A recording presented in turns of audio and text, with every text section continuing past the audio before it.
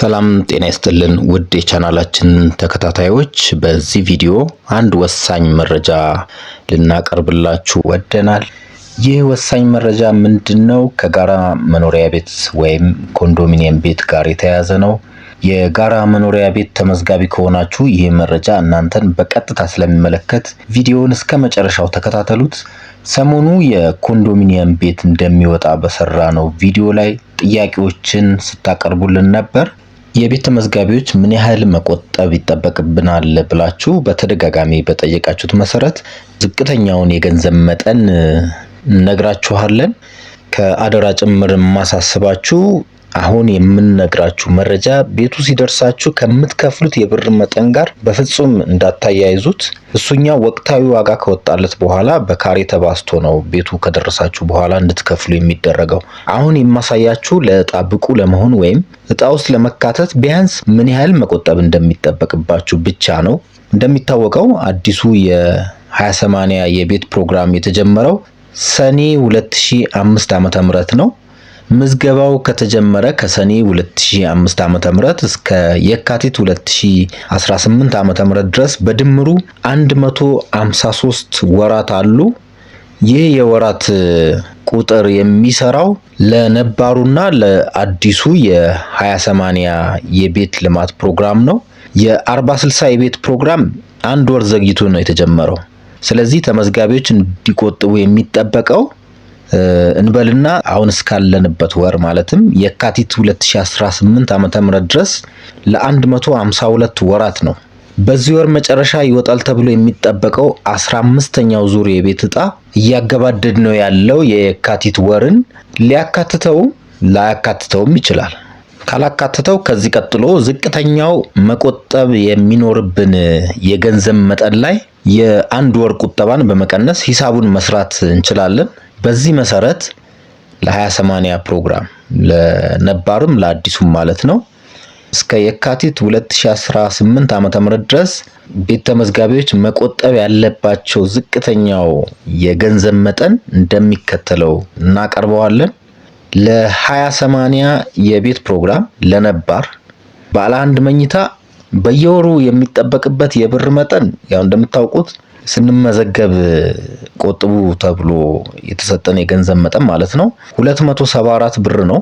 እስከዚህ ወር ድረስ እስከ የካቲት 2018 ዓ.ም ድረስ ለ153 ወራት ቆጥበዋል ተብሎ ይጠበቃል ባለ አንድ መኝታ 20/80 ነባር ተመዝጋቢ።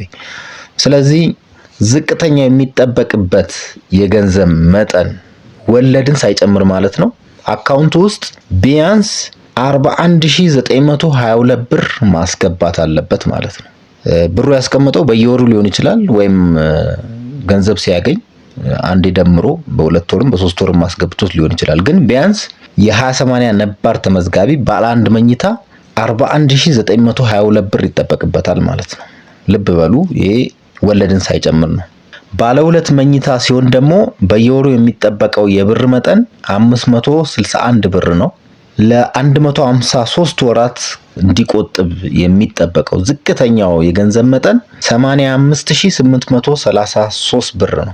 ባለ 3 መኝታ ለነባር 20/80 ማለት ነው በየወሩ የሚጠበቅበት 685 ብር ነበር። አሁን እጣ በዚህ ወር መጨረሻ ሲወጣ ቆጥቧል ተብሎ የሚጠበቀው ዝቅተኛው የገንዘብ መጠን 104805 ብር ይሆናል። 20/80 ነባሩ ይህንን ይመስላል። ለ20/80 አዲስ ማለትም 2005 ተመዝጋቢዎች ማለት ነው ባለ አንድ መኝታ በየወሩ 196 ብር እንዲቆጥቡ ነው የሚጠበቀው። ለ153 ወራት 29988 ብር ቆጥበዋል ተብሎ ይጠበቃል። ባለ ሁለት መኝታ ሲሆን ደግሞ በየወሩ 401 ብር ነው የሚጠበቅባቸው። እስካሁን ድረስ 61353 ብር ቆጥበዋል ተብሎ ይጠበቃል።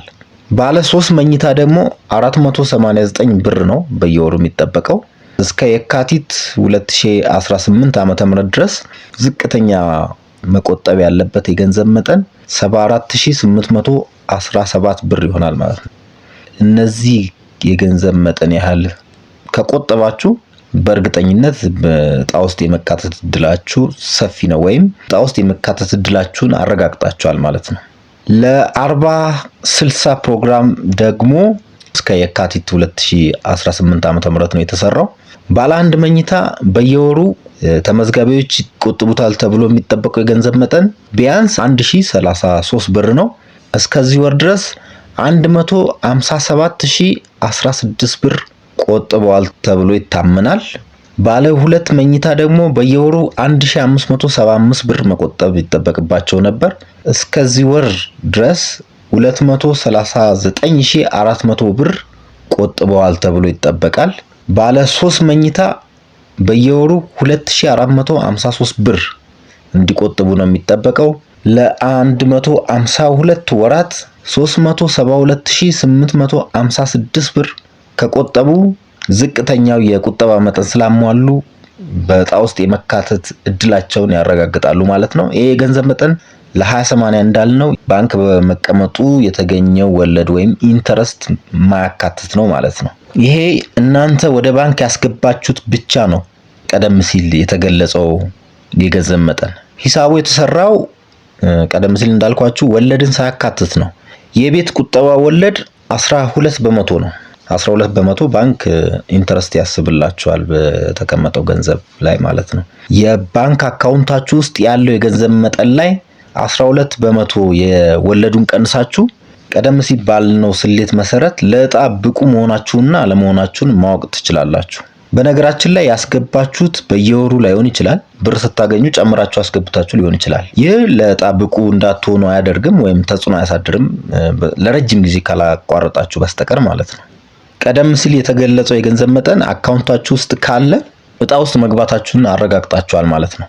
ሌላው የምመክራችሁ ከሚጠበቀው የገንዘብ መጠን በታች የቆጠባችሁ፣ በተለይ ደግሞ ሲስተም ላይ ንቁ መሆናችሁን ካረጋገጣችሁ አሁኑኑ ብር ወደ አካውንታችሁ ብታስገቡ ይመረጣል። ምክንያቱም ዕጣ ውስጥ የመካተት እድላችሁ 0 ላይሆን ይችላል ማለት ነው። እድል አላችሁ። በእርግጥ የተገነቡ ቤቶችና የተመዝጋቢዎች ቁጥር ከግምት ውስጥ በማስገባት መንግስት የራሱ ውሳኔ ሊያሳልፍ ይችላል። ይህንንም መዘንጋት የለብንም። በመጨረሻም ሰብስክራይብ በማድረግ ቤተሰብ ብታደርጉን ደስ ይለናል። እግረ መንገዳችሁ በቀጣይ መሰል ቪዲዮዎችን እንድንሰራ ታበረታቱናላችሁ ማለት ነው።